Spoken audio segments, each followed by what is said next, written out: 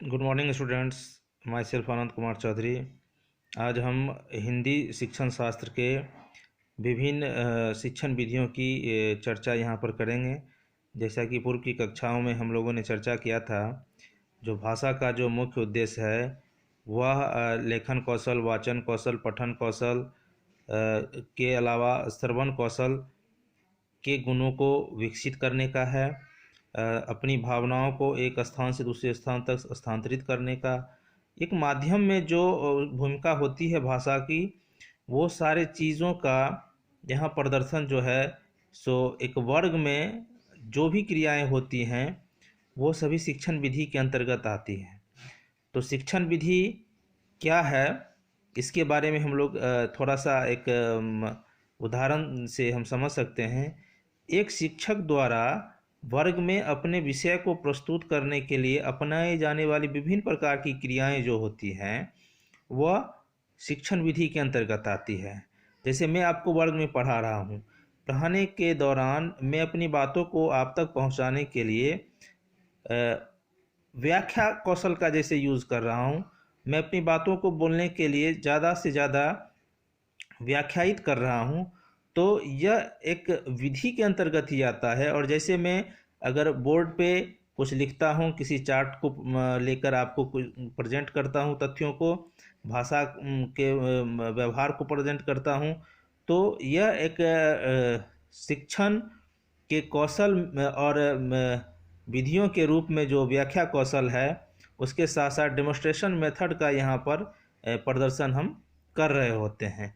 तो ये जो विधियाँ होती हैं वो भाषा को छात्रों के शैक्षणिक जो उनकी गतिविधियाँ हैं उनमें जो व्यक्तिगत भिन्नता है, उनके विषय और पाठ्यक्रम की जो अनुरूपता होती है उसके अनुसार से इसका निर्धारण किया जाता है।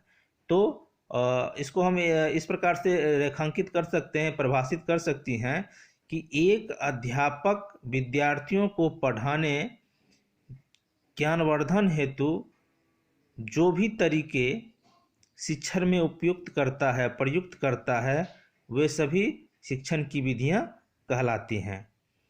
यहाँ बहुत सारी शिक्षण विधियां हैं जिनकी चर्चा हम करेंगे, नेक्स्ट वीडियो में करेंगे। आज हम प्रमुख शिक्षण विधियों में से दो की चर्चा यहाँ करेंगे। प्रथम अनुकरण विधि और द्वितीय मरिया मोंटेसरी, जिसको मोंटेसरी विधि भी बोला जाता है, जिनके द्वारा दिया गया था, मोंटेसरी विधि की चर्चा करेंगे। तो सर्वप्रथम अनुकरण विधि की हम यहाँ पर चर्चा करते हैं।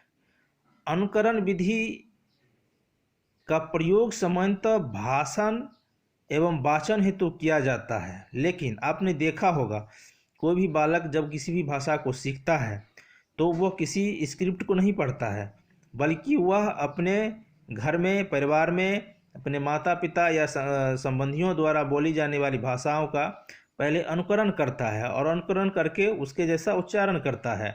तो उसी ऑब्जर्वेशन के आधार पर इस विधि का जो है सो प्रारूप तैयार किया गया, शिक्षण में यूज़ किया गया, जिसको हम लोग अनुकरण विधि कहते हैं। जो दूसरे के व्यवहारों को आत्मसात कर उसके जैसा क्रियान्वित करने का प्रयास करते हैं उसको अनुकरण कहते हैं। इसके जो स्वरूप हैं उसमें लिखित अनुकरण, उच्चारण अनुकरण और रचना अनुकरण आते हैं। यहाँ पर हम लिखित अनुकरण में जो चीज़ लोग जैसे लिखते हैं उसके हिसाब से उसका अनुकरण करके दूसरा जब लिखने का प्रयास करता है तो वो लिखित अनुकरण के अंतर्गत आता है। उच्चारण अनुकरण, जैसा सामने और उसके आसपास उच्चारण होता है या वर्ग में शिक्षक इस प्रकार का उच्चारण करते हैं और छात्र फिर उन्हीं के उन्हीं को अनुसरण करते हुए उसका उच्चारण करते हैं, तो वो अनुकरण उच्चारण कहलाता है। रचना, जैसे ब्लैक बोर्ड पे या किसी चार्ट पेपर पर शिक्षक लिखते हैं और छात्र उसको देख देख कर उसको लिखने का प्रयास करते हैं, वो रचना अनुकरण कहलाता है। यद्यपि इसके विभिन्न प्रकार के पुस्तक भी उपलब्ध हैं जिसमें इनके अनुकरण के लिए, रचना के लिए विभिन्न प्रकार के फॉर्मेट दिए जाते हैं। इन अनुकरण विधि से बालकों में विषय को अपने हिसाब से, अपनी गति के हिसाब से सीखने का अवसर इसमें मिलता है। अब हम दूसरे शिक्षण विधि की चर्चा यहाँ करें, जिसमें मरिया मोंटेसरी विधि जिनको हम लोग बोलते हैं। मरिया मोंटेसरी मुख्य रूप से इटली की रहने वाली थी।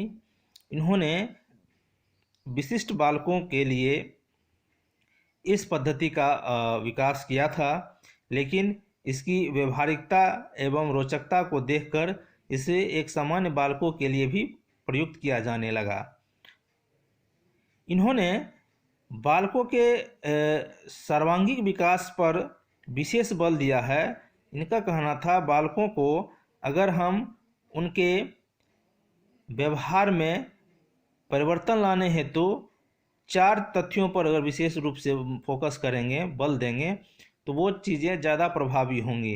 इन्होंने इस शिक्षण विधि में पाठ्यक्रम को मुख्यतः 4 भागों में विभाजित किया है, जिसमें था कामेंद्रियों का शिक्षण, ज्ञानेंद्रियों का शिक्षण, भाषा का शिक्षण और गणित का।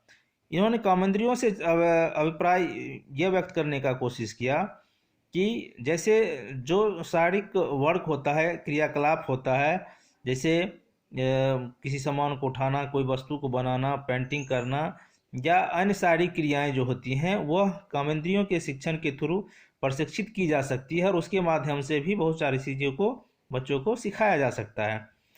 दूसरा उन्होंने कहा ज्ञानेंद्रियों के माध्यम से, जो हमारी 5 ज्ञानेंद्रियां होती हैं, उनके माध्यम से भी छात्रों को तथ्यों का अवलोकन कराकर उनका ज्ञान वर्धन किया जा सकता है। छात्र ज्ञानेंद्रियों के प्रयोग के द्वारा जब कोई भी चीज़ सीखते हैं तो वो लंबे अवधि तक जो है सो इन चीज़ों को याद रखते हैं। ये सारे चीज़ें एक विद्यालय जो वातावरण होता है उसके अलावा भी सामान्य वातावरण में भी सीखी जा सकती है। भाषा का शिक्षण, उन्होंने भाषा शिक्षण पर विशेष बल देते हुए कहा भाषा चूँकि उसके छात्रों के आसपास सामान्य रूप से सोसाइटी और परिवार से सीखी जाती है, अतः भाषा को मूर्त रूप से सिखाने के लिए उनके स्वरूप को स्पष्ट रूप से जब हम वर्णित करते हैं तो छात्र उसको सीखते हैं और आत्मसात करने का प्रयास करते हैं। गणित शिक्षण के अंतर्गत इन्होंने कहा बालकों में तार्किक शक्ति के विकास के लिए गणित का शिक्षण उनको अगर दिया जाए तो उनमें तार्किक शक्ति का विकास होगा, वो पाठ्य को रोचकता से सीख पाएंगे। और इसके लिए उन्होंने छात्रों को सुलभ एवं छात्र केंद्रित शिक्षण पद्धतियों के आधार पर तथ्यों को प्रस्तुत करने का प्रयास किया और उन्होंने अपनी जो शिक्षण विधि है उसमें इस बात का उल्लेख भी किया है। आशा है आपको इस वीडियो के माध्यम से 2 शिक्षण विधियों के बारे में उपयुक्त जानकारी मिली होगी। अब हम नेक्स्ट जब वीडियो में मिलेंगे तो अन्य शिक्षण विधियों के बारे में चर्चा करेंगे। धन्यवाद।